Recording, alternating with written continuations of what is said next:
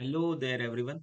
Uh, UPPSC AE pre plus mains GATE academy का काफ़ी affordable and very qualitative course आपके लिए है, जिसमें कि प्री के जो अभी आप देख सकते हो कि जो 22 टॉपिक्स इंक्लूडेड हैं, 22 टॉपिक्स जनरल एप्टीट्यूड के and Hindi and GK including इसमें जो है यूपी जीके।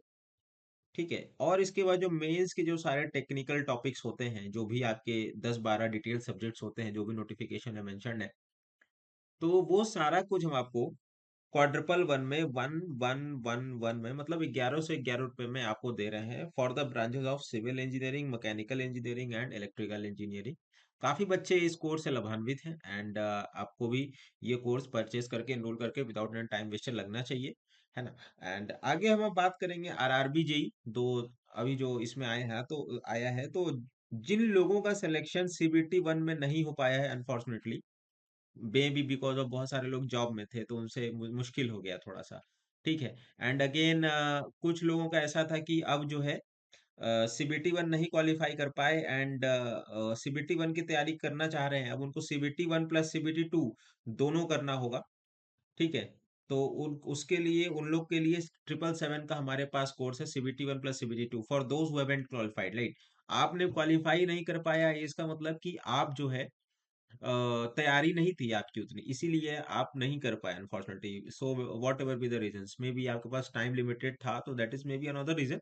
बट अगर आप फ्रेशर हैं और आरआरबी जेई अभी 2025 भी आएगा, ठीक है, और एसएससी जेई 2025 भी आएगा, ठीक है, एसएससी जेई 2025 भी आएगा, तो वहां पे ये तैयारी बूस्टअप होगी। आगे हम और भी बात करेंगे, जैसे कि अभी है ना, तो और भी अपकमिंग एग्जाम्स है जिसमें कि एप्टीट्यूड, मैथमेटिक्स, रीजनिंग ये सारी चीजें पूछी जाती है, तो वहां पे ये वाला कोर्स बहुत लाभदायी साबित होगा आप सबके लिए। अच्छा, जो लोग सीबीटी टू की तैयारी कर रहे हैं और सीबीटी वन में हमारे कोर्स से एनरोल नहीं हुए थे, तो वो हम 500 रुपीज में 499 में सीबीटी टू का लुत्फ और टेक्निकल कोर्स हमारे यहाँ से कर सकते हैं। AutoCAD AutoCAD and all दो miscellaneous topics like construction activities and all, सब कुछ इसमें कवर हुआ पड़ा है।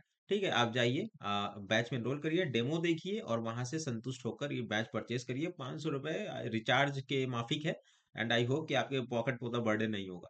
ठीक है, उसके बाद हमने आरआरबी जेई सीबीटी टू के लिए, ठीक है, आरआरबी जेई सीबीटी टू के लिए बच्चों एक सेशन लॉन्च किया है, इसमें एक ई बुक लॉन्च की है जिसमें कि 4102 क्वेश्चंस है, 4102 क्वेश्चंस है, 4102 क्वेश्चंस का जखीरा है, जो कि बहुत क्वालिटेटिव क्वेश्चंस है, जो कि आप सबके समक्ष जो है इसमें 2019, 2015, 2014 का जो पीवाईक्यू है वो भी है।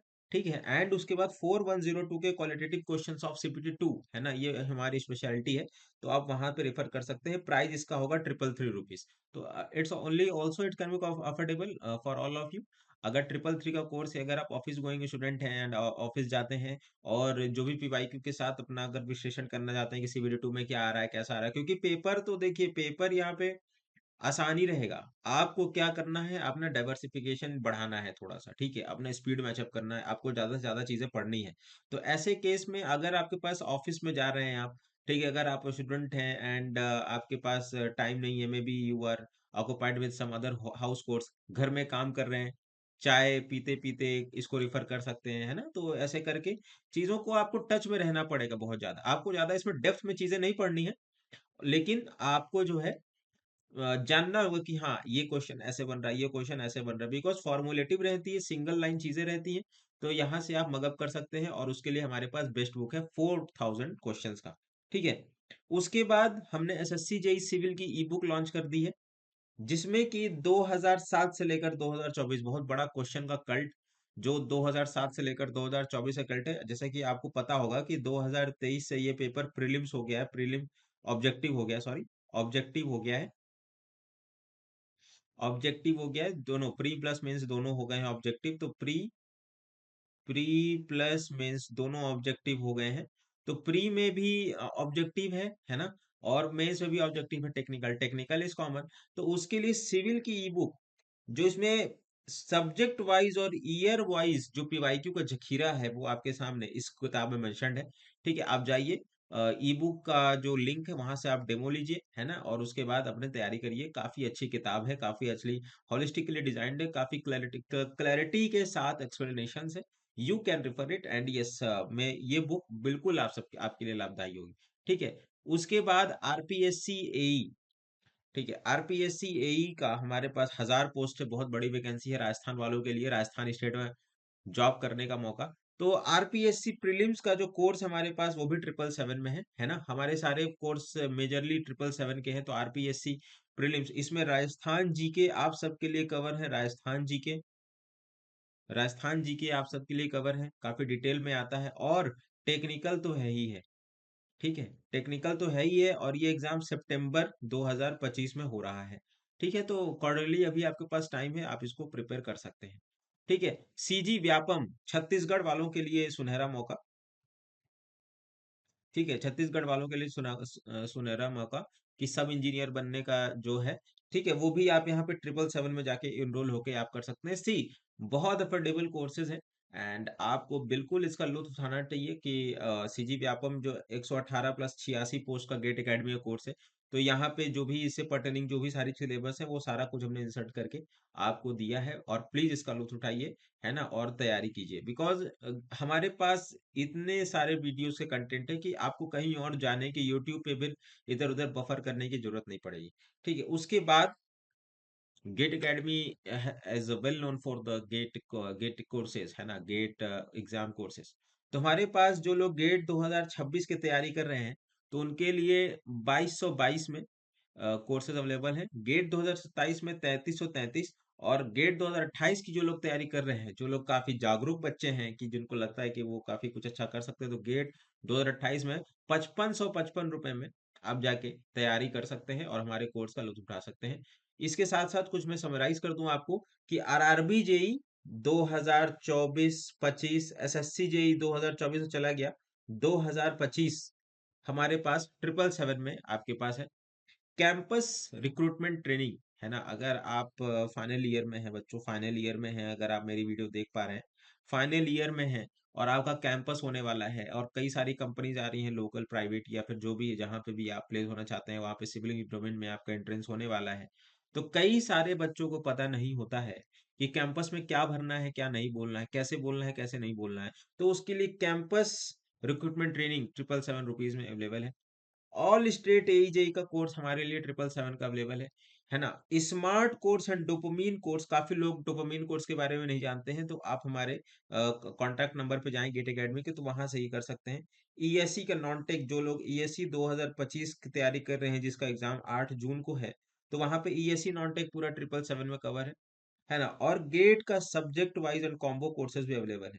अगर गेट 2025 वाले जो हैं जो देख पा रहे हैं, और गेट 2026 के लिए अगर वो एक्सटेंशन करवाना चाहते हैं, तो मात्र 1500 रुपीज में ये पूरा कोर्स एक्सटेंड हो जाएगा। और यूपीपीएससी ये भी बहुत कोवेटेड वैकेंसी है इंजीनियर्स के लिए, यूपी वालों के लिए बहुत सुनहरा मौका है। तो यूपीपीएससी यही प्री प्लस मेंस, इसमें मैंने डिजास्टर मैनेजमेंट कवर किया है, और साइंस एंड टेक भी कवर कर रहा हूँ धीरे धीरे, और भी कई सारे फैकल्टीज अच्छे अच्छे लेक्चर्स लेके आ रहे हैं विद पीडीएफ एंड ऑल। ठीक है, तो वो 1111 रुपए में सब चीज आपके लिए अवेलेबल है। गेट एकेडमी का online test series is also one of the best test series in this GATE industry. ठीक है, जिसमें कि आपको, अगर मैं जैसे कि मैं सिविल इंजीनियरिंग का हूँ, तो वहां पे हमारे पास, मैं क्या चाहता हूँ कि अगर मैंने कोई सब्जेक्ट्स पढ़ा है, उसको मैं पहले क्या करूंगा, मैंने बेसिक्स लेवल से उसको ले जाऊंगा, उसके बाद एडवांस लेवल के 10 टेस्ट दूंगा, उसके बाद मल्टीपल सब्जेक्ट लेवल पे खेलूंगा, उसके बाद चैप्टर वाइज टेस्ट पे मैं खेलूंगा, उसके बाद फुल लेंथ मॉक टेस्ट 10 है, तो टोटल करके 140 टेस्ट है। इतना टेस्ट लगा लेने से मुझे नहीं लगता कि आप कट ऑफ के इर्द गिर्द घूमोगे। आप कट ऑफ, जैसे कि अगर 100 में से 30 नंबर जाता है, तो आपका सपोज 50-55 नंबर तो कहीं नहीं गए। ठीक है, 50 से 55 नंबर तो केवल टेस्ट सीरीज अगर आप हमारी लगा लेते हैं, और अपना फॉर्मूला मगअप करके चले जाते हैं कि फॉर्मूला क्या है, सारे फॉर्मूला सिविल इंजीनियरिंग के, तो it will be very beneficial for you all. GATE civil की PYQ volume 1, 38 years, mind my these words, 38 years, 38 year का क्वेश्चंस का पूरा जो जखीरा है, जिसमें कि वॉल्यूम 1 में हमारे पास इंजीनियरिंग मैथमेटिक्स है, स्ट्रेंथ ऑफ मटेरियल्स है, आरसीसी स्ट्रक्चर है, स्ट्रक्चरल एनालिसिस है, जनरल एप्टीट्यूड है, very very important, steel structure, है ना? बहुत बच्चों को समझ में नहीं आता है, लेकिन yes we have covered it in very detail. Geometrics engineering है ना, उसके बाद construction materials and management 24 and engineering mechanics. तो टोटल 790 पेजेस की ये किताब है। आप अपने लैपटॉप में इसको रिफर कर सकते हैं। ज्यादा एक समय बाद तैयारी करने के बाद आपके रूम में किताब ही किताब भर जाती है। तो उससे बचने के लिए PYQ E book is one of the best thing, है ना? अगर आपके पास टैब है तो आपको फिर किताब उताब की जरूरत ही नहीं है। टैब से पढ़ाई करिए। अच्छी स्क्रीन है आजकल, टैब ले लीजिए। काफी अफोर्डेबिलिटी से टैब मिलता है, और तैयारी करिए। तो ये आपको जो वॉल्यूम 1 किताब मिल रही है, ये केवल 222 पे प्राइस पे है।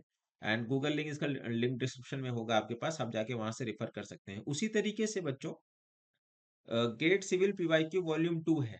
ठीक है, 38 ईयर्स का ये भी है। जियोटेक इंजीनियरिंग यानी soil mechanics, fluid mechanics, transportation engineering, environmental engineering, engineering hydrology, irrigation engineering and all. तो ये भी टोटल 828 पेजेस का है। सो बहुत अच्छी किताब है ये भी, ट्रिपल टू प्लस है ना, तो में है। आप जाके इसको रेफर कर सकते हैं। General aptitude book you can't ignore. अगर आप जस्ट कट ऑफ निकालना चाहते हैं, अगर आपको कट ऑफ निकालना है कि बस मेरे को कट ऑफ आ जाए, मेरे पास गेट का आईआईटी की तरफ से एक सर्टिफिकेट मेरे को मिल जाए कि yes you have qualified GATE, कई सारे इंटरव्यू में मांगता है प्राइवेट सेक्टर्स में, तो वहां पे आप इसको लगाइए। बिकॉज ये आपके ना, ये जो सेक्शन है, ये आपको कट ऑफ निकालने में मदद करता है। जैसे कि अगर 100 में से 30 नंबर आपको चाहिए, तो ये सेक्शन दिलवा देगा आपको। ठीक है, तो ये बहुत इंपॉर्टेंट किताब है, आप जाके इसको लीजिए। 15 साल का पूरा जो जखीरा है क्वेश्चन का ट्रिपल टू में, तो आप वहां पे ले सकते हैं। सो गेट एकेडमी के इतने सारे कोर्सेज आप सबके लिए अपकम इनकमिंग है एंड एक्टिव है। आप जाइए, एनरोल करिए। ठीक है, उसी के साथ साथ जैसे कि अगर आप डीएफसीसीआईएल वगैरह की तैयारी कर रहे हैं, डीएफसीसीआईएल हो गया एंड अदर पीएसयूज के जो एग्जाम्स होते रहते हैं, तो वहां पे आप अगर तैयारी करना चाहते हैं, तो ऑल स्टेट एईजेई का कोर्स लेके वहां पे आप प्रिपेयर कर सकते हैं। कोई दिक्कत की बात नहीं है। एंड आई होप अब आप मेरी बातों को समझ रहे होंगे और इनरोल कर रहे होंगे अपने आप को हमारे कोर्सेज में। तब तक के लिए thank you. Hello. So I have completed बच्चों disaster management in a very holistic way, and I guarantee you and I that disaster management जो है मेरे के क्वेश्चंस जो है मेरे पीडीएफ से बाहर नहीं आने वाले हैं, इतना आप समझ के चलिए। और इन द केस ऑफ मेरी पीडीएफ्स जो है नहीं अरेंज कर पा रहे हैं, so kindly arrange them, talk to the Gate Academy team, so they will help you to get my notes. Okay, so we are starting a very new subject here, role of science and technology in daily life. So before starting this subject, है ना, this particular subject, ये जो subject है science and take, ये काफी, मैंने कहा ना, ये जो यूपीपीएससी एई का जो सिलेबस है, प्रीलिम्स का इस बार जो सिलेबस है, वो जो है जीएस 3 से काफी ज्यादा मिलता है। और role of science and technology जो यूपीएससी सीएसई में आता है, काफी वाइड डोमेन में आता है UPSC CSE. Are you getting my point? UPSC CSE का जो डोमेन है, काफी वाइड डोमेन में वो आता है। तो जो है आपको रेफर करके चलना होगा, है ना? बिकॉज आपको जो जो प्रीलिम्स में सीएसई के टॉपिक्स में आता है, प्रीलिम्स में वही आपको भी रेफर करना है। ठीक है, जो प्रीलिम्स में आता है सीएसई के, तो उसके सारे क्वेश्चंस देखने हैं आपको। बिकॉज कई लोग बोल रहे हैं कि क्वेश्चंस आसान आएंगे।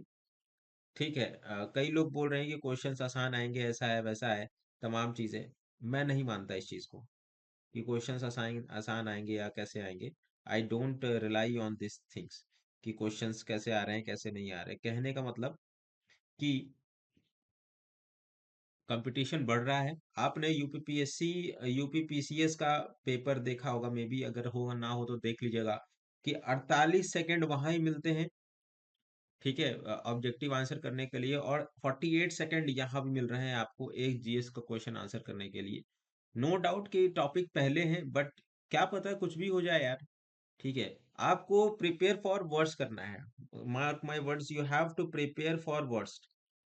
ठीक है, नो डाउट अगर आपके पास चीजें आसान आई, तो ये आपका ही बेनिफिट है ना। आप क्यों ऐसे करके रिस्क में चलोगे? Because selection is not a cup of T, is not a cup of जो कि आप कंफर्ट में रहोगे कि चलो मैं आसान आसान पढ़ लेता हूँ, एंड सर ने बोला ही है, एक कोवेटेड फैकल्टी जो किसी ने भी कुछ भी बोला है कि आसान आसान आएगा तो पेपर का लेवल आसान रहेगा। ठीक है, आप करिए कोई अकाउंट, लेकिन आप प्रिपेयर फॉर वर्स्ट रहिए। तैयारी इसी को कहते हैं ना, you are prepare for worst. ठीक है। So you have amount of time, very good amount of time you have, so you can prepare it very well.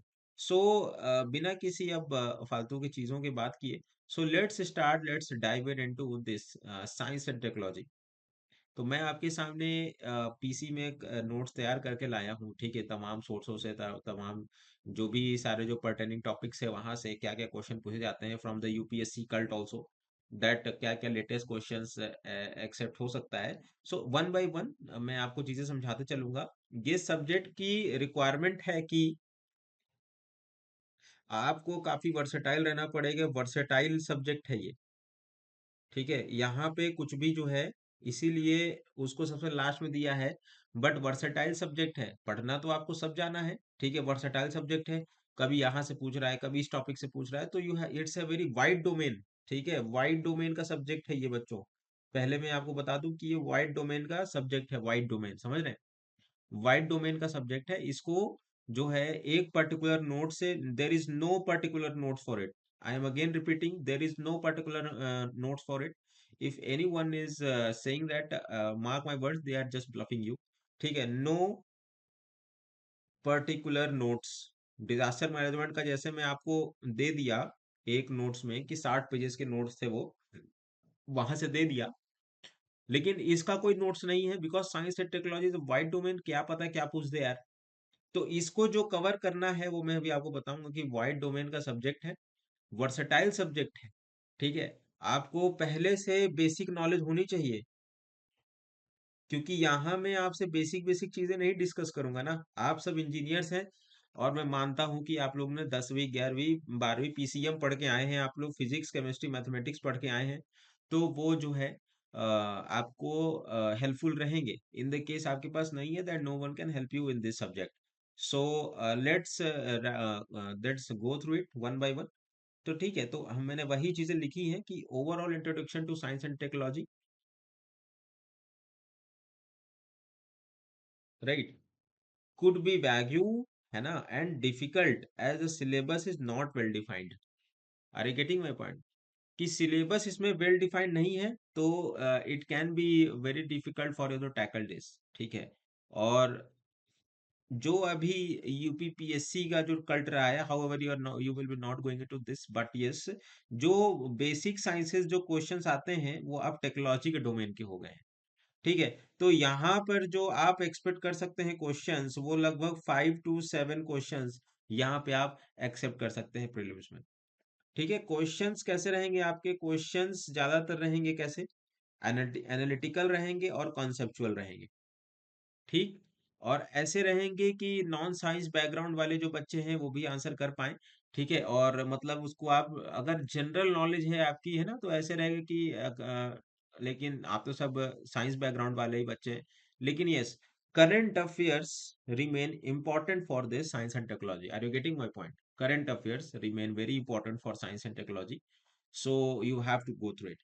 So what are the various sources? अगर आप कर रहे हैं चीजें, है ना, अगर कोई बेसिक से स्टार्ट कर रहा है, मैं आपको चलिए मानता हूँ कि आप नॉन साइंस बैकग्राउंड, ठीक है, लेकिन ऐसा है तो नहीं। 9th 10th एनसीईआरटी आपको पढ़नी पड़ेगी थोड़ी सी बेसिक। और द हिंदू का आपको अगर पढ़ना है थोड़ा सा, अगर इसको आप बोलोगे नहीं सर हमको चाहिए, एक तो मेरी फैकल्टी की रिस्पॉन्सिबिलिटी है कि आपको मैं सब चीज दूं। नहीं, आप अब कोई अगर बंदा बोला कि नहीं सर मैंने सब पढ़ लिया, मेरे को साइंस एंड टेक्नोलॉजी में मेरे को अच्छे से डीप डाइव इन करना है, तो लो भाई पढ़ो, कोई कमी थोड़ी है। द हिंदू का जो है थर्सडे का कवरेज यहाँ पे होता है ना। और एक्सप्लेन पेजेस पे आप चले जा सकते हो, अगर रोज अखबार पढ़ते हो तो वहां पे साइंस एंड टेक्नोलॉजी के रेस्पेक्ट में वहां पे चीजें होती हैं, ठीक है। जो भी मंथली मैगजीन्स होती हैं किसी भी गुड सोर्स के, आप वहां पे इसको रेफर कर सकते हो। और न्यूज़पेपर से बड़ा सब्स्टिट्यूट इसके लिए कुछ नहीं है, साइंस एंड टेक्नोलॉजी के लिए। तो और यहाँ से आप जाके साइंस एंड टेक्नोलॉजी की जो डेली अपडेट है इस वेबसाइट से जाके ले सकते हो, ठीक है। एंड डिपार्टमेंट ऑफ इट, है ना, ये एक एजुकेशनल वेबसाइट है, maintain by department of science and technology and Prasar Bharati, ठीक है। मैं फिर से कह रहा हूँ कि there is as such no set of resources sufficient for this subject, है ना, फॉर जीएस के सब्जेक्ट के लिए। तो इतना आप समझ गए होंगे कि ये सब्जेक्ट साइंस एंड टेक्नोलॉजी काफी वाइड डोमेन का सब्जेक्ट है, काफी डीप डाइव इन करना पड़ता है इसमें। एंड जो है इट्स नॉट, आपको इसमें अगर आप 5 से 7 क्वेश्चंस अगर इसमें आएंगे, तो मुझे लगता है कि मेरे केस अनुसार आप 2 से 3 क्वेश्चन ही इसमें मैक्सिमम कर पाएंगे। अगर ज्यादा कर लिए तो इट्स फॉर योर, आपका आपकी किस्मत अच्छी है साइंस एंड टेक्नोलॉजी में। ठीक है, तो आपको हर एक सब्जेक्ट, इसीलिए मैं कहता हूँ ना कि आपको 22 सब्जेक्ट्स में हर एक सब्जेक्ट करके जाने हैं। 22 सब्जेक्ट्स में हर एक सब्जेक्ट करके आना है, क्या पता कैसा क्वेश्चन आ जाए, कैसा आ जाए। ठीक है, अगर है ना, तो उसके बारे में एक अलग स्ट्रेटेजी वीडियो में लाऊंगा। तो दिस इज ऑल। तो लेट्स स्टार्ट कि क्या होता है साइंस एंड टेक में। तो साइंस एंड टेक में हम जो पढ़ेंगे, देखिए साइंस एंड टेक्नोलॉजी मतलब साइंस ओरिएंटेड टेक्नोलॉजी। ठीक है, technology is only science oriented, but what are the recent advancement है ना हमारे डेली लाइफ में, साइंस एंड टेक्नोलॉजी का क्या क्या इस्तेमाल है, क्या क्या यूज है, उसके बारे में इस सब्जेक्ट्स में हम लोग डील आउट कर रहे हैं। तो एक एक करके हम लोग जैसे चलते हैं कि जैसे कि स्पेस टेक्नोलॉजी को हम पढ़ते हैं, न्यूक्लियर टेक्नोलॉजी को आप पढ़ते हैं, नैनो टेक्नोलॉजी की आप बात करते हैं, आईसीटी पढ़ते हैं जो कि आपके एक सिलेबस में अभी है ना, आईसीटी आप पढ़ते हैं ही, आईसीटी आप है ही उसमें। रोबोटिक्स, एआई एंड रोबोटिक्स वाला जो चैप्टर है वो भी साइंस एंड टेक्नोलॉजी का ही प्रिंसिपल है। ठीक है, डिफेंस टेक्नोलॉजी, आईपीआर के बारे में थोड़ी सी बातें, और भारत भारत का क्या कंट्रीब्यूशन रहा है, और भारतीयों का क्या कंट्रीब्यूशन रहा है साइंस एंड टेक्नोलॉजी के फील्ड में, और करंट अफेयर्स के लिए आपको इसको पकड़ के रखना पड़ेगा। ठीक है, और अगर आपको इसका प्रीलिम्स क्वेश्चन चाहिए तो आपको प्री और मेंस यूपी पीसीएस के तो खासकर आपको रखना ही पड़ेंगे। ठीक है, यूपी पीसीएस किस तरह के क्वेश्चन पूछा जा रहा है, तो मैं हम लोग अभी क्वेश्चंस के भी सेशंस लेके आएंगे।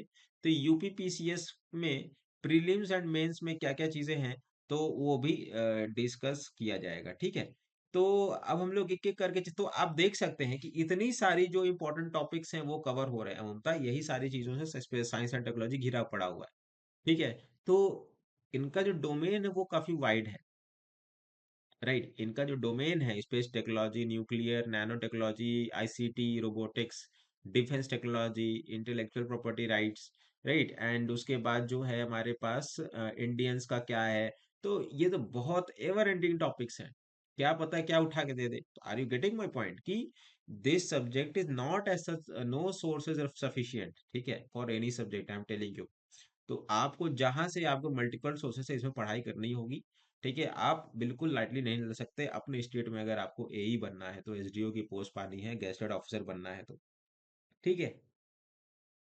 तो आई होप कि आपको मेरी बात समझ में आ रही है, and let's move on to the chapter wise, है ना। स्टार्टिंग टॉपिक हम लोग स्पेस एंड टेक्नोलॉजी की बात करेंगे। So let's start science technology. तो इसमें क्या क्या सब टॉपिक्स है बच्चों जो हम लोग कवर करेंगे, कि स्टार्टिंग से हम बात करेंगे एक टॉपिक को, ठीक है। Types of orbits, types of satellites, launch vehicles of ISRO, upcoming missions of ISRO, and international topics of importance, जैसे कि जेम्स वेब टेलीस्कोप बहुत इंपॉर्टेंट रखता है और ये हर पीवाईक्यू में आता है। ठीक है, मैंने एक एक चीजें हाईलाइट की हैं। एंड इश्यूज लाइक जो आजकल के अपकमिंग इश्यूज हैं, जैसे कि स्पेस डिब्रीज हो गया, वेपनाइजेशन ऑफ स्पेस हो गया, एंड ऑल। तो ये सारी चीजें, तो उससे पहले ये सारी चीजें तो आपको पता, ये तो हम लोग स्पेस टेक्नोलॉजी में हम लोग डील आउट करेंगे ही, बट उससे पहले हम लोग कुछ बेसिक कॉन्सेप्ट की तरफ जाएंगे, कि जैसे कि न्यूटन्स लॉज ऑफ मोशन, जो कि आप सबको पता ही होगा बखूबी, मैं उसको डिटेल में नहीं जाऊंगा। कि बेसिक लॉ ऑफ, आप लोग मैकेनिकल इंजीनियर हो, आप लोग सिविल इंजीनियर हो, आप लोग इलेक्ट्रिकल इंजीनियर हो, तो आपको मैं सपोज करता हूँ कि आपको ये सब भली बात ही पता होगी। I don't need to be discuss and all with this, but yes, Newton's first law of motion आपको पता होगा अगेन, कि इनर्शिया है ना, law of inertia. Second law of motion, conservation of momentum, ठीक है, जो है मोमेंटम मास इनटू वेलोसिटी। ठीक है, और इसमें जो है ना प्रेशर, जो momentum is proportional to the force applied. Okay, so second law of motion. तो थर्ड लॉ ऑफ मोशन हमारे पास क्या है, for equal, for every action there is equal and opposite action, no need to tell this again. It will be, फालतू का मैं explain करूंगा, फालतू की वीडियो लंबी होगी तो क्या फायदा ये सब चीजें करके। Newton's law of gravitation, any particle of matter attracts any other force varying directly as a product of masses and is inversely proportional as the square of the distance between them। तो जैसे कि G is equal to m1 m2 by are square, है ना, तो ये पढ़ते थे ना कि फोर्स जी, है ना, तो ये सारा जो है gravitation, Newton's law of gravitation में हम लोग डिस्कस करते थे। ठीक है, तो उसके बाद magnitude F is gravitative force which gravitational constant होता था हमारे पास G m1 m2 by are square. ठीक है, यही वाला formula G m1 m2 by are square. और जी की वैल्यू क्या होती है ये आ सकता है, इसका यूनिट याद कर लीजिएगा, 6.67 10⁻⁻11 मीटर क्यूब। ये सब आपको याद होगा, no need to tell me, no need to, मतलब इसमें ज्यादा जोर लगाने की जरूरत नहीं है। आगे हम बात करेंगे escape velocity क्या होती है। तो minimum velocity an object must have in order to escape the gravitational field of earth, right. तो हमारे पास अर्थ का कितना ग्रेविटेशनल फील्ड है, तो 11.2 किलोमीटर पर सेकेंड। और आपका टास्क रहेगा कि मून का escape velocity निकालें, मून की escape velocity। मून की escape velocity क्या है ये आप लिख के बताइएगा, ठीक है। तो इतनी है ना। उसके बाद कुछ और बेसिक कॉन्सेप्ट की बात करेंगे, of course vector and scalar quantity, एकदम बेसिक से चल रहा हूं मैं, ये सब चीजें आपको पता है, लेकिन फिर भी ये सारी चीजें एक जानना जरूरी है। स्केलर क्वांटिटीज ओनली मैग्नीट्यूड होता है इनके पास, वेक्टर क्वांटिटीज के पास directions as well as magnitude होता है, कोई दिक्कत नहीं होने वाली इसमें, ठीक। और मास स्केलर क्वांटिटी है, और measure of inertia is weight is a scalar quantity, and is a measure of force, ठीक है। तो ये सारी चीजें no need to bother. Centripetal force क्या होता है, सेंट्रीपिटल फोर्स सबको पता है। सेंट्रीपिटल फोर्स क्या होता है कि centripetal it is a force that is necessary to keep an object moving on a curve part that is directed inward to the centre. मतलब एक सर्कल पे आप घूम रहे हो तो अंदर की दिशा में जो लगता है उसको क्या बोलते हैं, सेंट्रीपिटल फोर्स बोलते हैं, और बाहर जो लगता है उसको क्या बोलते हैं, सेंट्रीफ्यूगल फोर्स बोलते हैं। आगे हम बढ़ते हैं, हम बात कर रहे हैं स्पेस, किसकी बात कर रहे हैं, हम लोग स्पेस टेक्नोलॉजी की बात कर रहे हैं। हम लोग स्पेस टेक्नोलॉजी की बात कर रहे हैं, तो स्पेस टेक्नोलॉजी में कुछ नाम बहुत बड़े हैं, एक है न्यूटन और एक है Kepler's law of planetary motion. Space technology की बात कर रहे हैं तो हम प्लानिटरी मोशन को डिस्कस करेंगे ही। तो Kepler's law of planetary motion के कुछ तीन प्रमुख पॉइंट्स हैं, ठीक है, तीन उसके प्रिंसिपल्स हैं, उसके तीन लॉज हैं। कौन कौन से हैं। फर्स्ट लॉ है कि every planet, her planet moves in a elliptical orbit around the sun with the sun being at one of the foci of the ellipse, ठीक।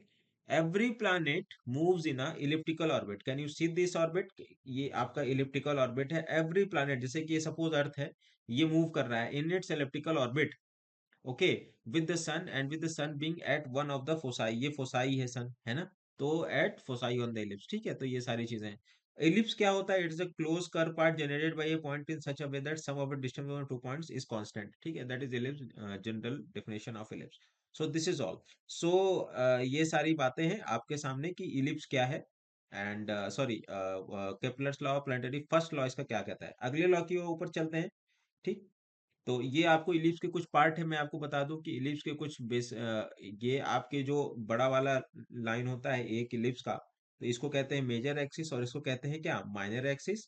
इसको कहते हैं सेमी मेजर एक्सिस, इसका हाफ कर देंगे तो सेमी मेजर एक्सिस। ये minor axis है ये वाला, तो इसका जो हाफ हो जाएगा वो सेमी माइनर एक्सिस हो जाएगा। ये सेंटर हो जाएगा, एक फोकस हो जाएगा, ठीक है। और ये वर्टेक्स हो जाएगा, आर यू गेटिंग पॉइंट, ये को वर्टेक्स हो गया, ये को वर्टेक्स हो गया, ठीक है। तो आपको यहां से चीजें दिक्कत, ठीक है। सेकंड लॉ क्या कहता है कि planets sweep equal areas and equal time. मतलब इक्वल एरिया इक्वल टाइम, मतलब कि अगर मैं कह रहा हूं कि अगर प्लैनेट यहां से यहां तक मूव ऑन कर रहा है, अगर ये अर्थ है, कि अगर प्लैनेट यहां से यहां तक मूव ऑन कर रहा है, तो यहाँ पे जो एरिया बन रही है, जो भी बन रही है, वो equal area and equal time पे होगा, ठीक है। इतना आप सबको पता होगा। This is a consequence of conservation of angular momentum, ठीक है। क्यों होता है ये आपको पता रहना चाहिए कि कंजर्वेशन ऑफ एंगुलर मोमेंटम, इससे ज्यादा सवाल आपके नहीं बनेंगे केपलर्स लॉ से, ठीक है। उसके बाद सेकंड लॉ से, थर्ड लॉ क्या कहता है कि the square of time period of revolution of the planes is proportional to the cube of semi major axis। इतना आप कर लिए हैं, इनको नहीं समझ में आया तो रट लीजिए, ठीक है। ये सारी बेसिक चीजें आपको पता होनी चाहिए, ठीक है। तो ये बेसिकली केपलर्स के तीन लॉ हो गए जो कि आपको पता होना चाहिए। उसके बाद हम बात करेंगे ऑर्बिट की एंड देयर टाइप्स की, कि ऑर्बिट क्या होता है। तो ऑर्बिट एक तरह का कर्व पाथ होता है ऑफ वन सेलेस्टियल ऑब्जेक्ट, ठीक है, of one celestial object around another celestial object because of the gravitational attraction. जैसे कि क्या कह रहा है ऑर्बिट, जैसे कि सपोज ये सन है आपका, है ना। सन के आसपास ये जो सर्कुलर पाथ बना हुआ है, इसके अराउंड कर्व ऑफ वन, इसको कहते हैं वन, है ना, और इसको अनदर, ये अनदर सेलेस्टियल बॉडी हो गया। तो इसके अराउंड जो पाथ होता है, कर्ड पाथ होता है, उसको हम लोग क्या कहते हैं, ऑर्बिट कहते हैं। और ये because of the earth gravitational pull के, सन के ग्रेविटेशनल पुल से ही अर्थ बंधा हुआ है, ठीक है। तो ये सारी एक ऑर्बिट की डेफिनेशन हो गई। Satellites are launch into different types of orbits around earth, ठीक है, उसकी हम बात करेंगे अभी। तो these orbits can be categorize into different criteria. Orbits को भी हम लोग डिफरेंट डिफरेंट क्राइटेरिया से हम लोग बाइफरकेट कर सकते हैं, विभाजित कर सकते हैं, ठीक। कौन कौन सी? Low earth orbit, LEO. Medium earth orbit, MEO. Geosynchronous and high earth orbit more than 35786 kilometre. तो ये आपको पता रहना पड़ेगा, ये बहुत जरूरी है कि क्या क्या चीजें होती हैं इसमें। कि लो अर्थ ऑर्बिट जो होता है, जिसका height from mean sea level कितना रहेगा, 180 से 200 किलोमीटर। मीडियम अर्थ ऑर्बिट जो है 2000 से 35786, और हाइयर अर्थ ऑर्बिट मोर देन 35786, ठीक है। तो इसको आप लोग अकाउंट करके रखिए। ये हुआ हाइट के अनुसार, मतलब मीन सी लेवल से। हमारा मीन सी लेवल क्या है, अरेबियन सी है। तो अरेबियन सी से जब हाइट कैलकुलेट कर रहे हैं आप, तो है ना, आप अरेबियन सी से हाइट कैलकुलेट कर रहे हैं, तो अरेबियन सी से हाइट कैलकुलेट कर रहे हैं, तो क्या हो रहा है, ठीक है। तो वहां पे 180 से 2000 किलोमीटर तक लो अर्थ ऑर्बिट है। 2000 से 35786 किलोमीटर तक, 35786 किलोमीटर तक मीडियम अर्थ ऑर्बिट है। And geosynchronous orbit and high earth orbit of more than 35786, ठीक। उसके बाद बेस्ड ऑन इंक्लाइनेशन, है ना, अब हम बात करेंगे, ये तो हमारा हो गया हाइट के ऊपर। उसके बाद हम बात करेंगे बेस्ड ऑन इंक्लाइनेशन, कि देखिए एक ऑर्बिट है, एक ऑर्बिट अलग अलग डिग्री पे रोटेट कर सकता है, राइट। तो इंक्लाइनेशन पे हम लोग बात करेंगे। इक्वेटोरियल मतलब बराबर, है ना, कोई 0 डिग्री, जैसे कि ये मान लीजिए अर्थ है आपका, रुकिए मैं बताता हूँ आपको। जैसे कि ये आपका अर्थ है, ठीक है। तो अर्थ के यहाँ से ये जो बन रहा है, ये 0 डिग्री है ना, ये 0 डिग्री है, कोई डिग्री है यहाँ पे, ये 0 डिग्री है। तो इसको क्या कहते हैं, इक्वेटोरियल ऑर्बिट कहते हैं। पोलर ऑर्बिट क्या हो गई, पोलर ऑर्बिट एट 90 डिग्रीज हो गई। तो ये पोलर ऑर्बिट हो गई, कौन सी ऑर्बिट हो गई, ये पोलर ऑर्बिट हो गई। 90 डिग्री पे है, ये 90 डिग्री पे, ये देखिए 90 डिग्री पे है, ठीक। ये 90 डिग्री पे हो गई, पोलर ऑर्बिट हो गई। इंक्लाइंड ऑर्बिट क्या हो गई, 0 से 180 डिग्री के बीच में कुछ भी हो गया, जैसे कि जीरो, और यहाँ पे क्या हो रहा है, यहाँ पे 180 हो रही है, राइट। यहाँ पे 180 हो रही है, तो 0 से 180 डिग्री तक कुछ भी अगर इंक्लाइनेशन होता है, तो उसको हम लोग इंक्लाइंड ऑर्बिट कहते हैं, ठीक है। और क्या कह रहा है कि द ऑर्बिट सेंटर, ऑर्बिट का सेंटर, जैसे कि ये ऑर्बिट है मान लीजिए, है ना, एक घुरी है, एक कर्ड पाथ है, उसका सेंटर और the centre of the earth must coincide. Are you getting my point, ये कोइंसाइड होना चाहिए, ये एक खासियत है। In a satellite, if on a satellite is place some other, we can not use the earth gravitational force. अगर, देखिए एक बहुत इंपॉर्टेंट पॉइंट है कि in a satellite, if a satellite, ये इफ होगा, if a satellite is placed with some other centre of orbit, मतलब अर्थ के सेंटर के अलावा हम कहीं और ऑर्बिट में रखेंगे, तो हम लोग अर्थ की ग्रेविटेशनल फोर्स यूज नहीं कर पाएंगे, और जो हम भी सैटेलाइट लॉन्च जो करते हैं, वो फिर किसी और प्लानेट के ग्रेविटेशनल पुल के अराउंड घूमेंगे, ठीक है। तो हमारा फिर काम क्या रहा, इसीलिए हम लोग काफी डिजाइनिंग होती है उसमें, कि काफी ज्यादा कैलकुलेशन होता है उसमें, कि कितने पे छोड़ना है और कितने पे उसका जो रॉकेट के जो तमाम सेक्शंस होते हैं ना, कि ऐसे एमिट हो रहा है, ये निकल जाता है दूसरे पार्ट में, कब कैसे निकलता है, तो ये सारा कैलकुलेशन होता है। ये सब काफी हाई रिसर्च का टॉपिक है, ठीक। तो उसके लिए, जैसे कि अगर मान लीजिए कि अदर सेंटर ऑफ ऑर्बिट पे हम लोग अगर रखते भी हैं, तो उस केस में हम लोग क्या करेंगे, उस केस में हम लोग उसमें we must need fuel continuously to keep them in the orbit. अब आपको ध्यान होगा कि हमने एक ऐसा सैटेलाइट होता है ना, कि इसमें कि ये सोलर पैनल लगे होते हैं ऐसे। तो ये सोलर पैनल क्या करता है, एक फ्यूल का काम करता है, क्योंकि वहां धरती से तो वापस तेल लेने तो आएगा नहीं वो सेटेलाइट। तो वो कहाँ से लेगा सेटेलाइट फ्यूल, सोलर पैनल से ही लेगा। तो उसको जो भी डिजायर्ड वर्क करने हैं, या तो अपने संकेत भेजने हैं, या तो अपने आप को उस ऑर्बिट में ओरिएंटेट करना है बार बार, ठीक है। तो वो कैसे हासिल होगा, because of the fuel that is on the solar panel, जो कि वहां से लगता है, ठीक। आगे हम बात करते हैं कि सैटेलाइट लॉन्च व्हीकल, हमने बात कर चुका है, हमने अब हमने हाइट के बारे में बात कर चुके हैं।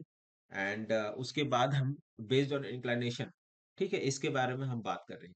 अब हम लोग बात कर रहे हैं कि सैटेलाइट लॉन्च कैसे होता है। I hope you are getting each point understand, understood, ठीक है। तो सैटेलाइट जो लॉन्च होता है, it is easier to launch a satellite from an equatorial orbit. क्यों?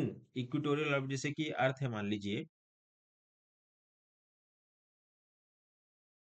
ये अर्थ है आपका मान लीजिए, तो हमें क्यों आसान होता है कि इक्वेटोरियल ऑर्बिट पे, है ना, हम यहाँ से रह के इक्वेटोरियल ऑर्बिट पर सैटेलाइट लॉन्च कर पाए। This is because optimum advantage मिलता है अर्थ के रोटेशनल स्पीड पर। Please mind my words, I am not getting in detail because ये टॉपिक बहुत बड़ा है और मैं चाहता हूँ कि आप इसको शॉर्ट फॉर्म में समझे। ठीक है, आपको ज्यादा R&D करना है इसमें, आप रिसर्च करना, आप जाइए यूट्यूब पे और कोई वीडियो देखिए। ठीक है, ये एप्टीट्यूड का सब्जेक्ट है, बस आपको इतना जो इतना मैं बता रहा हूँ उतना वो बेसिक पता रहना चाहिए। ठीक।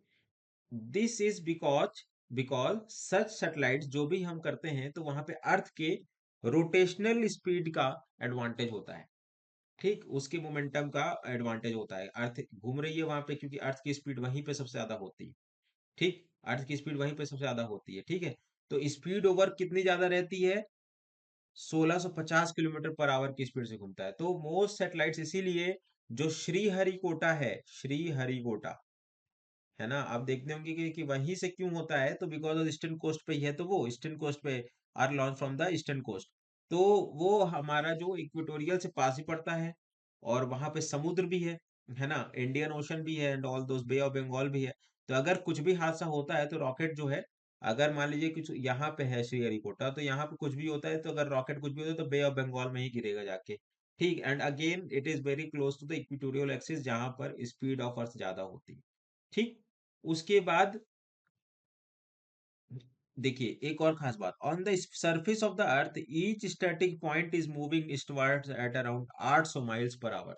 तो इतना स्पीड बहुत होता है। ठीक है, therefore most of the satellites are launch from the east coast utilize this angular momentum. मैंने कहा आपको कि एंगुलर मोमेंटम मतलब, अगर हम कहीं और से करते तो वहां पे अर्थ की स्पीड कम होती, तो वहां पे एंगुलर स्पीड भी कम होती। ठीक, मेरी बात को समझिएगा, बात को अगर हम कहीं और से करते, जैसे कि अगर मान लीजिए कि ये अर्थ है कि यहाँ से करते, तो एंगुलर स्पीड वहां पे एंगुलर मोमेंटम कम है। तो एंगुलर मोमेंटम कम है तो अर्थ को ज्यादा फ्यूल देना पड़ता, अर्थ को ज्यादा ओरिएंटेट करना पड़ता। लेकिन इक्वेटोरियल एक्सिस का हमारे पास एडवांटेज है कि वहां पे हमारे पास एंगुलर मोमेंटम ज्यादा है, तो वहां से अर्थ की स्पीड ऑटोमेटिकली ज्यादा है। तो वो एंगुलर मोमेंटम हमारे रॉकेट को प्रोपेल करने में ज्यादा आसानी रहेगी। ठीक है, इसीलिए उसको भेजने में कम फ्यूल लगेगा एंड ऑल दोस थिंग्स। ठीक, और उसके पास कुछ भी होता है तो बे ऑफ बंगाल में वो गिर जाता है। Are you getting my point? So this is the reason कि सैटेलाइट लॉन्च कहाँ से करते हैं हम लोग? इक्वेटोरियल एक्सिस से करते हैं। तो फ्रेम ऑफ रेफरेंस आपको सब पता होगा कि it is a coordinate system, है ना। अब हम लोग धीरे धीरे करके आगे बढ़ रहे हैं कि फ्रेम ऑफ रेफरेंस क्या होता है। It is a coordinate system used to specify the relation between, है ना, किसी एक फ्रेम को रेफरेंस में लेते हैं। ठीक, अगर हम किसी को कंपेयर करते हैं, तो हम अपना रिपोर्ट कार्ड, जैसे कि हमारा रिपोर्ट कार्ड होता है, आप बचपन में जब रिपोर्ट कार्ड देखते थे, तो रिपोर्ट कार्ड जब देखते यहाँ पे आपका मार्क्स होता था और यहाँ पे मैक्सिमम मार्क्स होता था, जो हाईएस्ट बच्चों ने आया, तो वहां पे फ्रेम ऑफ रेफरेंस क्या था आपका, जो जो बच्चे वहां मैक्सिमम मार्क्स ला रहे हैं, उसी तरीके से यहाँ पे फ्रेम ऑफ रेफरेंस होता है। No need to go in detail, ये आप सबको पता होगा। ठीक है, सेंट्रीफ्यूगल फोर्स आपको पता है कि अभी मैंने आपको बताया कि सेंट्रीफ्यूगल फोर्स फोर्स बाहर की तरफ होता है। राइट बच्चों, सेंट्रीफ्यूगल फोर्स बाहर की तरफ होता है एंड सेंट्रीपिटल फोर्स अंदर की तरफ होता है। ये गाड़ी को सर्कुलर दिशा में अंदर की तरफ, मतलब ड्रैग आउट नहीं होने देता है। ठीक है, सेंट्रीपिटल फोर्स, आप अगर सिविल इंजीनियर हैं तो इस बात को अच्छे से जानते होंगे। तो P/W = mv² / rg, है ना, तो ये सारी चीजें। तो उसके बाद ये क्यों बताना जरूरी है, क्योंकि अब हम लोग पोलर सैटेलाइट्स की ओर बढ़ रहे हैं। अब हम लोग और डिस्कशन करने जा रहे हैं।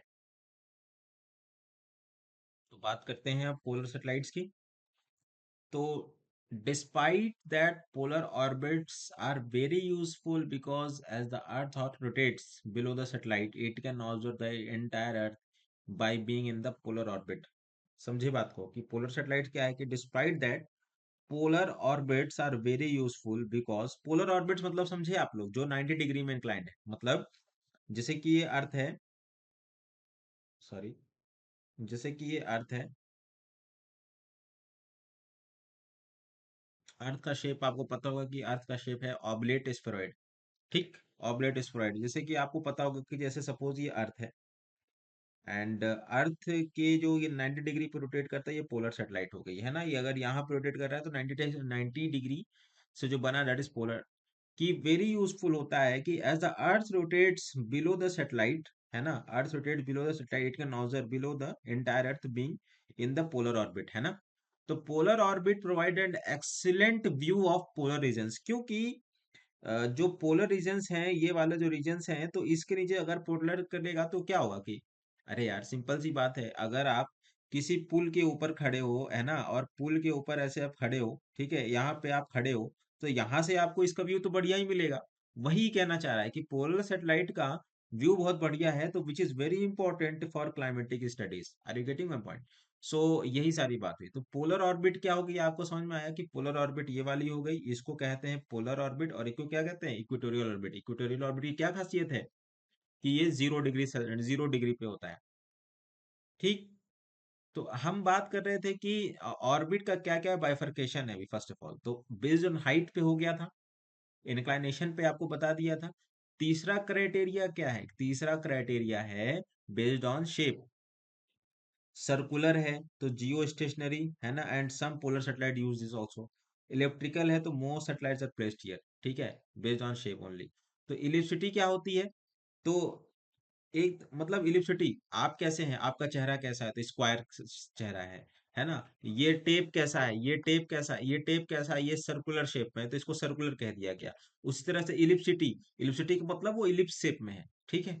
उसके बाद क्या होता है, it refers two degree of deviation from circulatory, कि अगर ये कितना है, अगर ये ऐसा सर्कुलर है, तो इस सर्कुलर से कितना डिग्री ऐसे ये इलिप्स के शेप में, are you getting my point, तो वो कितना डिग्री डेविएशन है, दैट इज इलिप्सिटी, है ना, इलिप्टिसिटी। तो वही सारी चीजें, ठीक। और चौथा क्राइटेरिया क्या है अर्थ के ऑर्बिट का, कि अगर एक्सिस पे रोटेट हो रहा है तो उसको क्या कहेंगे, जियो सिंक्रोनस ऑर्बिट, ठीक। अगर सन के अराउंड रिवॉल्यूशन है तो उसको क्या कहेंगे, सन सिंक्रोनस ऑर्बिट, मतलब सन की चाल से चल रहा है, ठीक है। इन टर्म्स ऑफ टेलीकम्युनिकेशन क्या कहेंगे, geostationary, geosynchronous orbits are much more efficient. In terms of earth observation the lower earth orbit is much more efficient, ठीक है। अगर अर्थ के ऑब्जर्वेशन को देखना है तो नीचे की तरफ रहेगा, वो ज्यादा अच्छे से देख पाएगा, तो लो अर्थ ऑर्बिट ज्यादा अच्छा होगा। अब हम बात करते हैं कि जियो सिंक्रोनस ऑर्बिट क्या होते हैं। If the satellite rotation is synchronized, मतलब एक होता नहीं है सिंक, जैसे कि अगर मेरे पास टैब है और फोन है, अगर मैंने उसको एक ईमेल आईडी से लिंक कर दिया है कि जो भी मैं अगर टैब में छेड़खानी करता हूँ, जो भी मैं अगर एडिटिंग्स करता हूँ, वही सेम टू सेम मेरे फोन पे भी रिफ्लेक्ट हो जाएगी कि हाँ ये मैंने नोट्स एडिट यहाँ पे किए हैं, है ना, ये मैंने कैलेंडर पे किया है, तो वो क्या है, वो सिंक है। सिंक है मतलब साथ साथ चल रहा है। उसी तरीके से if the satellite is synchronized with the earth rotation on its axis, ठीक, अर्थ रोटेशन के साथ वो सिंक्रोनस है, ठीक है, तो it's complete one revolution in one sidereal रे, कितना होता है, 23 आवर 56 मिनट और 4 सेकंड का। ये आपको याद रखना है कि वन साइडियल डे कितना होता है, वन साइडियल डे 23 घंटे 56 मिनट और 4 सेकंड का। तो इसको क्या कहते हैं, जियो सिंक्रोनस ऑर्बिट कहते हैं, जो कि अर्थ के रोटेशन से वो सिंक्ड है। और geostationary orbit is special case of geosynchronous orbit. Are you getting a point? It is क्या होता है ये, the geo, it is an equatorial circular orbit. Satellites in this orbit seem to be fixed with respect to a point on the equator. ठीक, orbit same to fix with respect geostationary में, stationary का मतलब समझे आप लोग कि stationery मतलब स्थिर है ना। Within this orbit seem to fixed with respect to one point on the equator, मतलब इक्वाटर पर एक पॉइंट पर फिक्स है वो, ऐसा उसी पॉइंट के अराउंड चल रहा है, ठीक है। तो ये जियो स्टेशनरी है। तो जियो स्टेशनरी और जियो सिंक्रोनस जो भी मुझे बताना है ना बच्चों, वो मैंने आपको यहाँ पे राइटअप में लिख दिया है इसके बाहर, ताकि जो भी मैं बोल रहा हूँ उसको आप कनेक्ट कर पाए। थोड़ा बहुत अगर आपको ना समझ में आ रहा हो तो आप जाके इसको गूगल करिए, बिकॉज चीजें अगर आपको, अगर मैं आपको पढ़ाने लग गया कि जियो स्टेशनरी ऑर्बिट क्या होता है, उसका कैसे एक्टिविटीज है, आप समझिए मेरी बात को मैं क्या कहना चाह रहा हूँ। अगर मैं जियो स्टेशनरी, मैं चाह रहा हूँ कि आपका ये 12-15 घंटे में कवर हो जाए, ठीक। लेकिन अगर आप मेरी बात को समझ रहे होंगे कि मैं अगर जियो स्टेशनरी ऑर्बिट, जियो सिंक्रोनस ऑर्बिट का एक एक गूगल करके आपको पूरा नोट्स वगैरह में लिखवाऊं, तो वो सही नहीं है, आपका आवर्स चले जाएंगे। और उतना जरूरी नहीं है, आपको केवल ये पता रहना चाहिए कि जियो स्टेशनरी क्या है, जियो सिंक्रोनस क्या है, ठीक है। आपको यहाँ पे पीएचडी नहीं करना है आपको इस समय। चलिए आगे बढ़ते हैं। तो geostationary and geosynchronous orbits are very useful for communication satellites as they maintain a line of communication with the ground station on earth. ठीक। बहुत क्राउडेड ऑर्बिट है, जो भी सैटेलाइट हम लोग देश लॉन्च करती है तो वो इसी इसी दोनों लोकेशन पर रहती थी, जियो सिंक्रोनस और जियो स्टेशनरी ऑर्बिट्स पर।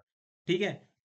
तो अगर आपको कोई सैटेलाइट लॉन्च करना है तो आपको कहाँ से परमिशन लेनी पड़ेगी? International telecommunication union UN body for launching satellites in Jio stationery orbit. क्योंकि ज्यादा लॉन्च करने से खतरा है कि आपको पता होना चाहिए किस कितने एक्सिस पे वो है, टिल्ट है कितने पे है, कितने पे टाइम ड्यूरेशन, क्या स्पीड है, वो सारी चीजें निर्धारित नहीं। तो अगर दो अगर रिवॉल्व ऐसे कर रहे हैं तो ये तो एक्सीडेंट हो जाएंगे एक साथ, है ना?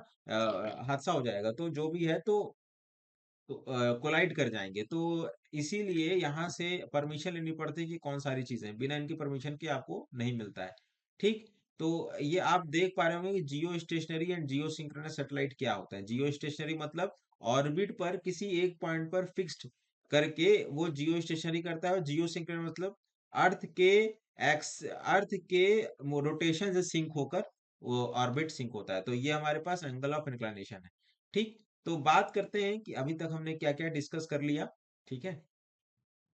एक एक करके हम चल रहे हैं काफी अच्छे से।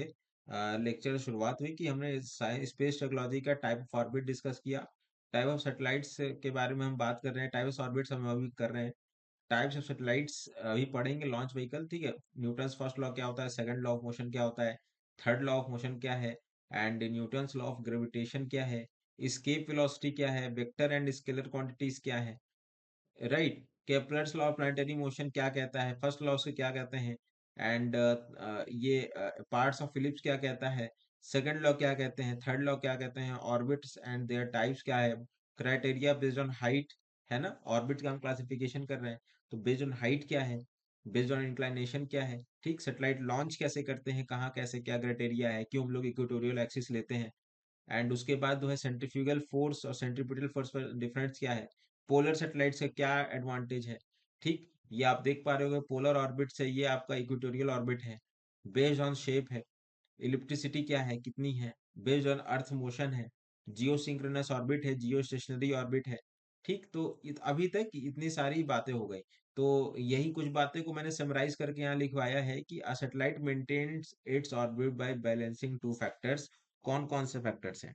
अ satellite maintains its orbit by balancing two factors, its velocity, ठीक, और the gravitational pull that earth, that earth जो जिसे खींचती है, अर्थ जिसे खींच रही है। ठीक। तो पहला वेलोसिटी है, दूसरा अर्थ का ग्रेविटेशनल पुल है। तो ऐसे वो मेंटेन्स द ऑर्बिट, है ना? इन्हीं दो फैक्टर से वो बैलेंस करता है। Orbit is a curved path, है ना? ऑर्बिट आपको बता दिए कि ऑर्बिट क्या होता है। और जियो सिंक्रोनस ऑर्बिट क्या है कि in geosynchronous orbit the orbital motion of satellite, orbital motion of satellite जो भी वहां पे मोशन हो रहा है सैटेलाइट का, is synchronized with the earth rotational motion. Are you getting my point? और सैटेलाइट कंप्लीट वन ऑर्बिट, है ना, एक ऑर्बिट रोटेट करता है तो वन साइडेरियल डे में कवर करता है। कितने देर में? वन साइडेरियल डे कितना होता है? 23 hours 56 minutes and 4 seconds. Special case of geosynchronous orbit is geostationary orbit which lies in the equatorial plane. Are you getting your point? Equatorial plane पे वो lie करता है। और the height of geosynchronous orbit is 35786 kilometre from the surface. तो ये मोटा मोटी बात हुई, समराइज करके आपके सामने मैंने बता दिया। अब हम लोग बात कर रहे हैं आगे के पैरामीटर पे, जियो ट्रांसफर ऑर्बिट क्या कहता है। ठीक। Geo transfer orbit, what is first of all geo transfer, what the hell it is. So let's understand it. To attain geosynchronous and geostationary orbits. ठीक। अगर हम किसी सैटेलाइट को छोड़ रहे हैं, कहाँ? जियो सिंक्रोनस, है ना? हमने इंटरनेशनल कहाँ से ले लिया, एक एक करके मैं आपको कनेक्ट करके चलता लाऊंगा। इंटरनेशनल टेलीकम्युनिकेशन यूनियन से हमने परमिशन ले लिए। Now after taking permission to attain, हम लोग क्या करेंगे? लॉकेट सैटेलाइट लॉन्च करेंगे, है ना? आप देखते हो 10 9 4 2 8 करके हमने लॉन्च किया। अ satellite is launched into a highly elliptical orbit with an apogee in the range of 36,000 kilometers. There are two things, apogee and perigee. Apogee सबसे पास वाला पोर्शन होता है, ठीक है। और उसी के साथ तो हम लोग क्या करेंगे कि an highly elliptical orbit into highly elliptical orbit में कन्वर्ट करते हैं जिसकी इलिप्सिटी सबसे ज्यादा होती है, सर्कल से सबसे ज्यादा डेविएट होता है, with an apogee in the range of 36,000 kilometre पर हम लोग उसको रेंज करते हैं। जब सैटेलाइट एपोजी पे पहुंच जाता है, it is given a boost and placed into the desired orbit. ठीक, जब एपोजी पे पहुंच जाते होंगे, आप देखते होंगे जैसे कि रॉकेट है, मान लीजिए ये आपका रॉकेट है, ठीक, ये प्रोपोल्शन चल रहा है, ये आपका प्रोपोर्शन चल रहा है, ठीक है, ये आपका प्रोपोर्शन चल रहा है। इसके बहुत तरह के सेगमेंट आप बना लो, ठीक।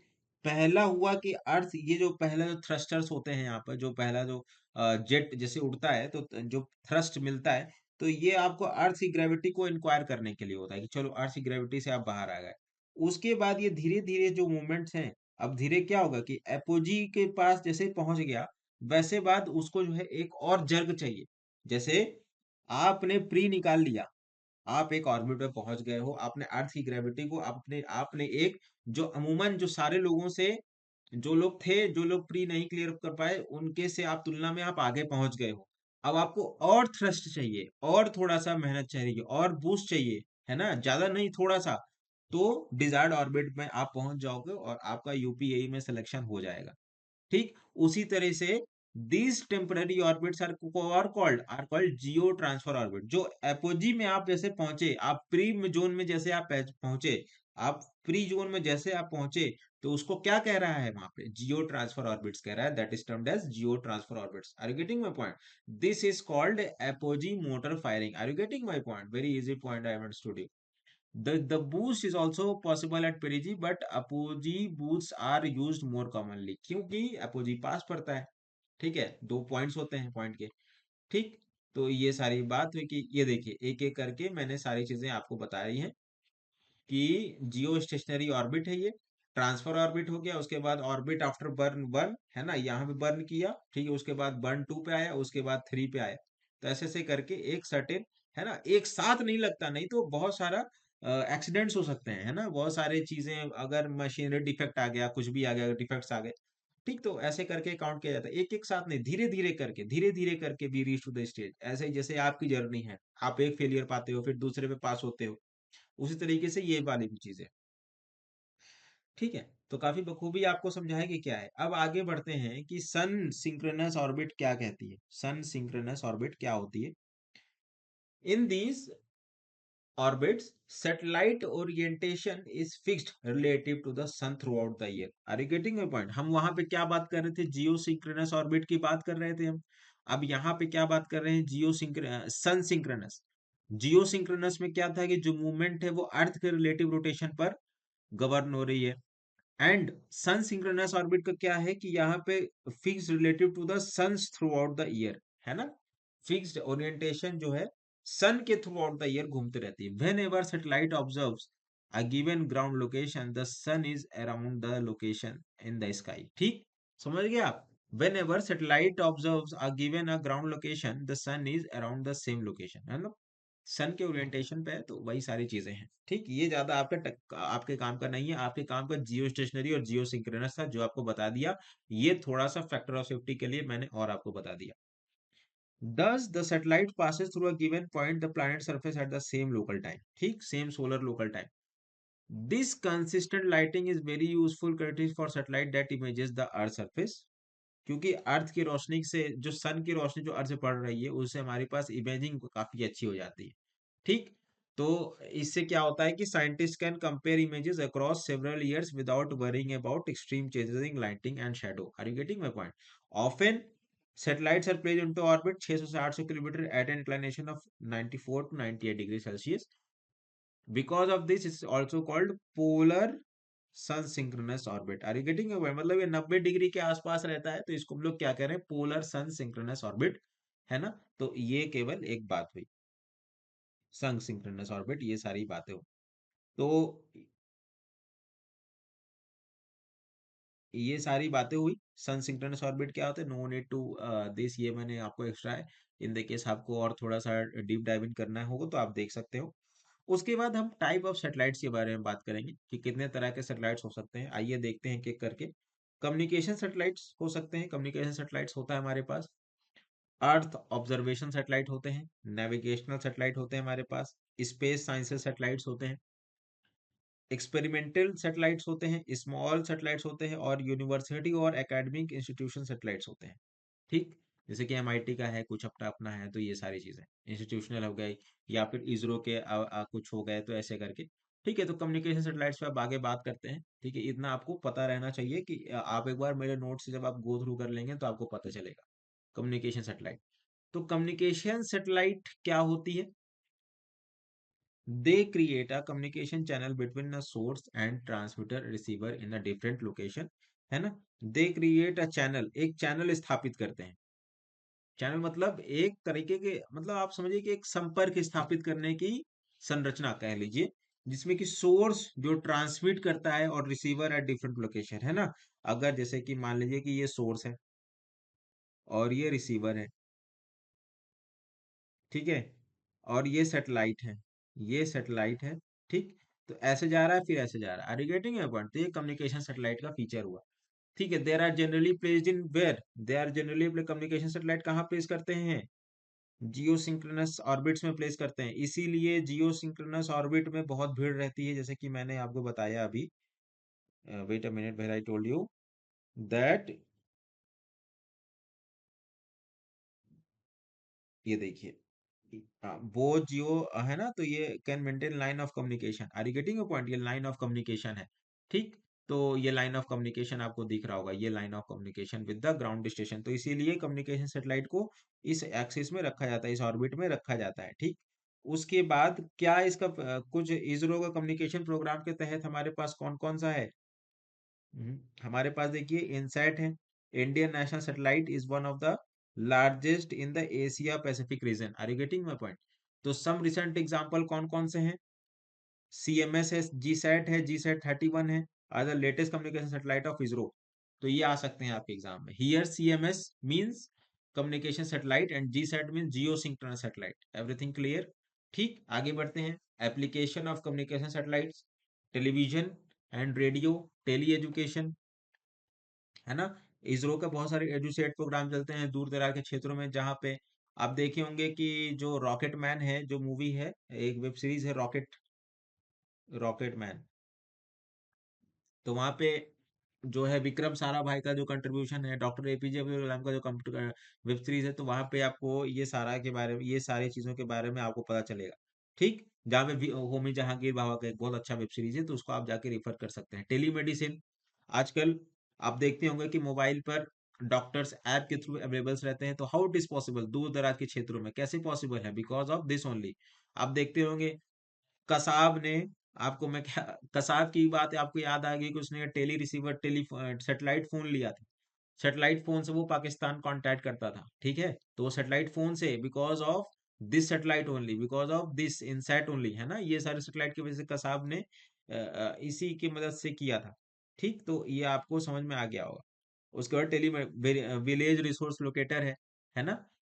ISRO where are held by satellite communication and tele education, panchayat planning, weather information and all.